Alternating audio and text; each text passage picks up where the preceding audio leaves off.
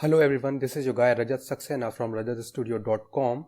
So Stack Overflow, which is a biggest question answer site for developers where developers collaborate with each other to help each other out. So Stack Overflow has released 2017 developer survey and the results are live on their website. So we are going to look at it like where our developer community is going and what technologies are trending, and it will give us a deep insight regarding our field and culture and where the money is and what technologies are being used by people. So I think that will give us a proper insight to plan our careers or plan our future aspirations. To do that, we have to go to Stack Overflow, that's stackoverflow.com. And when you land on that site, you will get to see this insight on the world's developer demographic, technology, salaries, and career satisfaction. You just have to press this button and you will be landed onto this developer. So there are detailed reports for these major areas like what is the developer profile, technology, work, community, and methodology. So we are going to have a quick look at some of the interesting facts from this.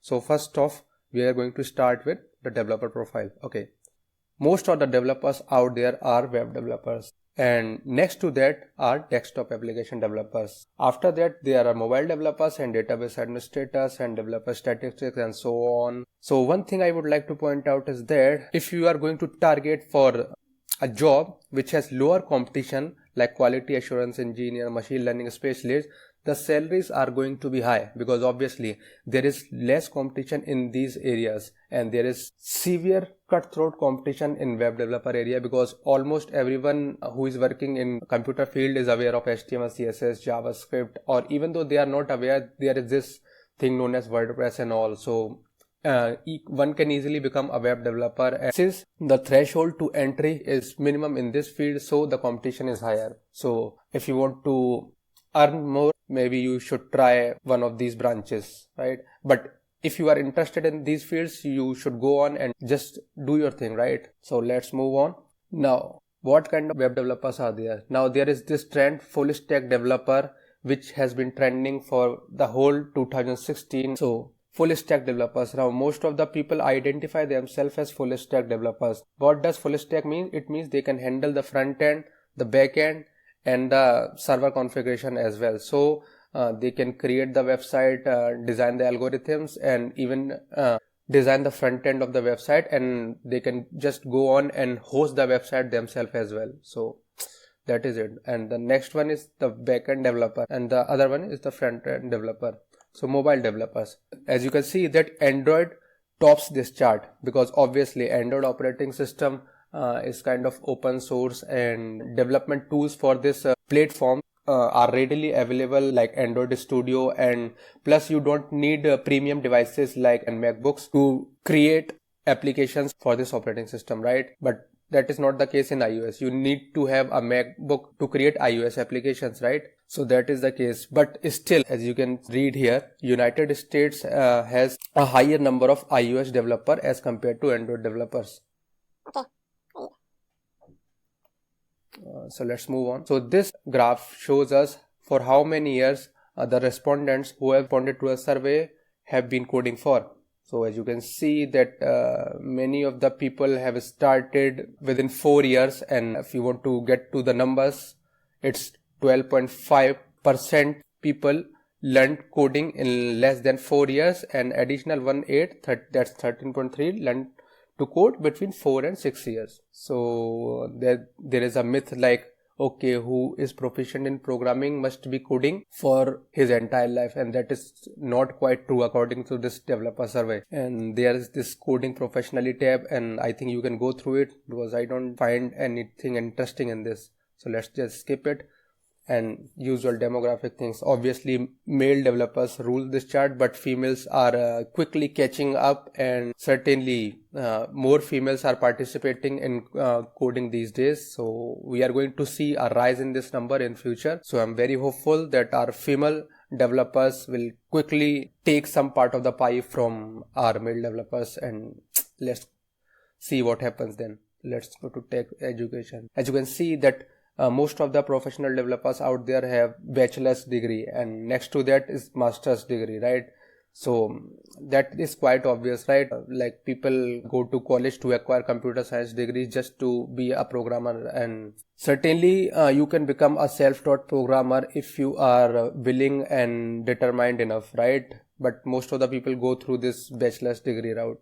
So as you can see here, right? But the things are changing. Let's see where we get to in next 5 years. And similar story as I told you, that most of the people are going to get computer science and software engineering degree so that they can tell people or companies that they have computer science degree and they are a competent coder. Here people responded with how important do they think that formal education is, right?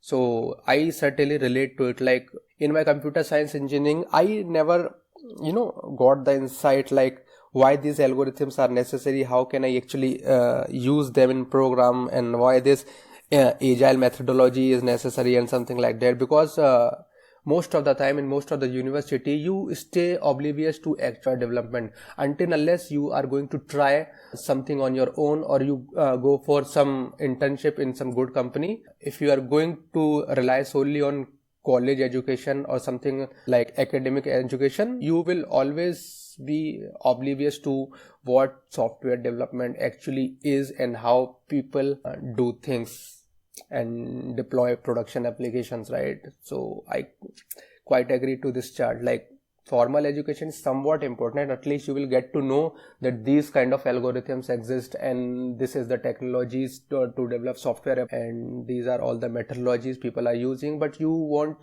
be having quite a lot of idea about how to go about implementing those kind of things in your workflow and really get something out of it, right? So quite relate to that.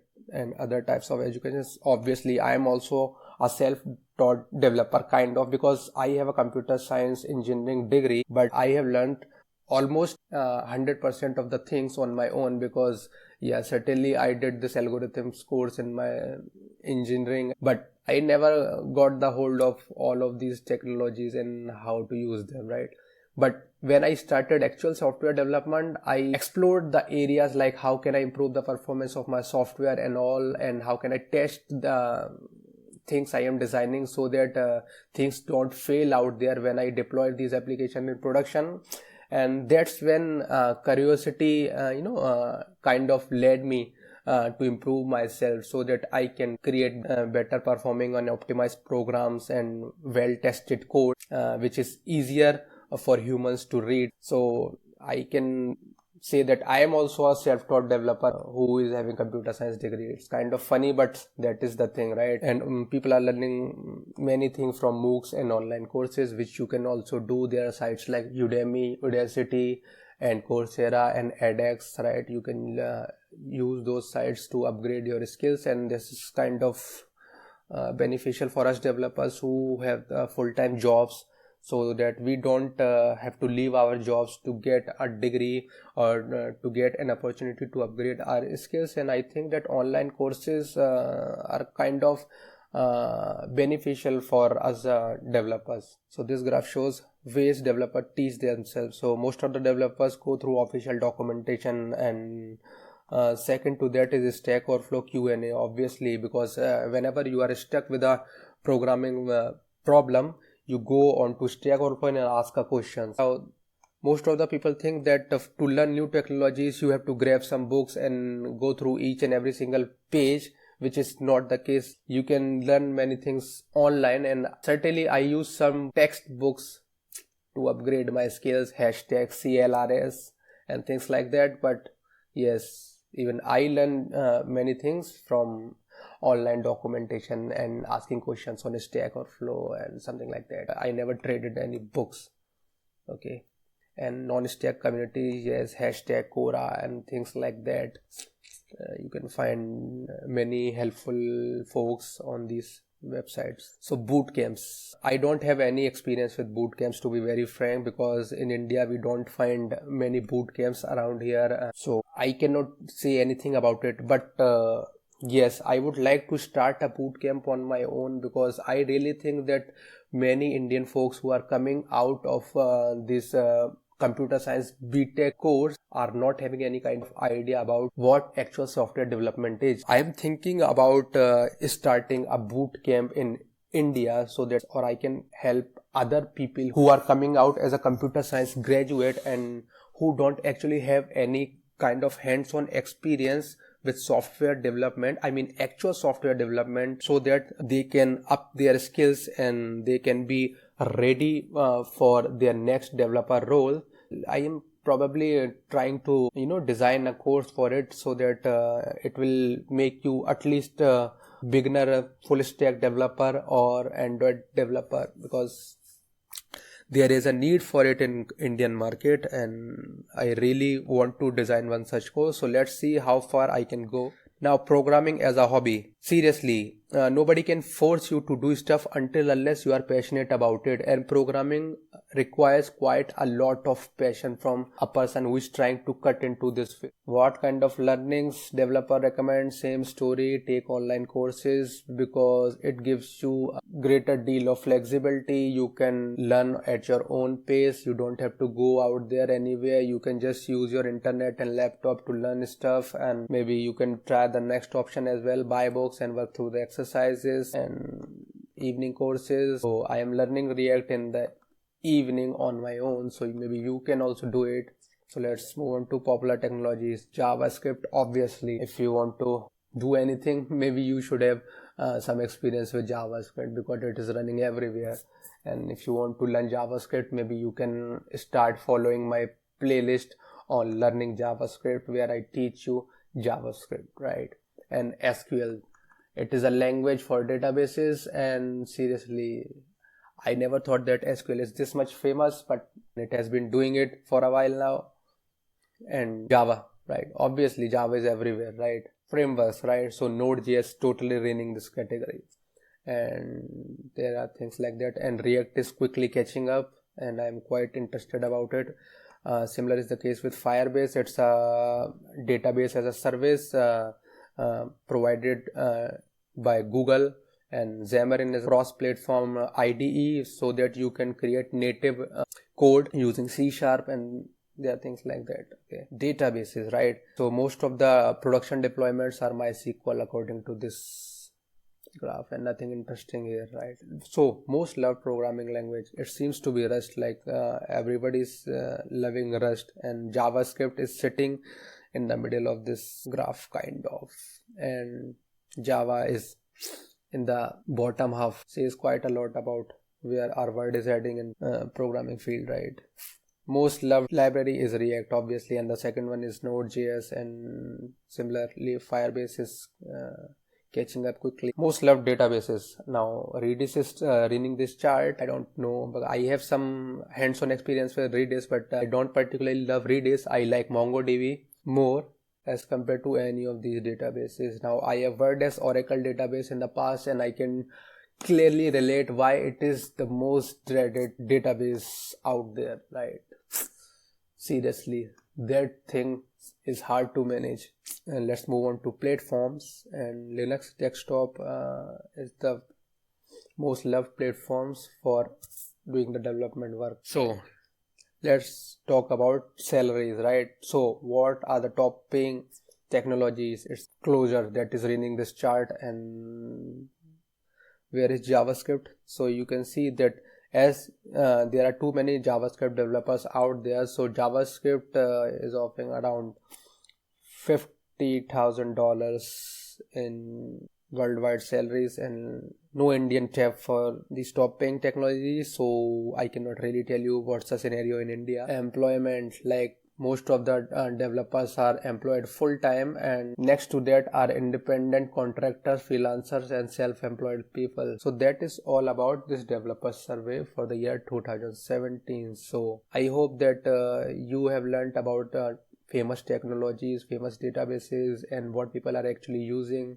and what kind of education they have received, and what kind of sources they are learning stuff from. This gives us quite a lot of idea about how professional software development is being done out there and what we should actually do. So if you want to learn anything new, I totally recommend online tutorials and courses from sites like Udemy, Udacity, Coursera, edX, so that you don't have to devote any time commuting and getting ready, so that you can just go and attend the classes. You can just sit at your home and go through all of these video tutorials, try stuff, try to build stuff, test stuff, and maybe launch a test or side project with it. And that is how you actually upgrade your skills. So with that, I'm signing off, and make sure you give this video a thumbs up if you like it and subscribe to my channel. Thank you all for watching.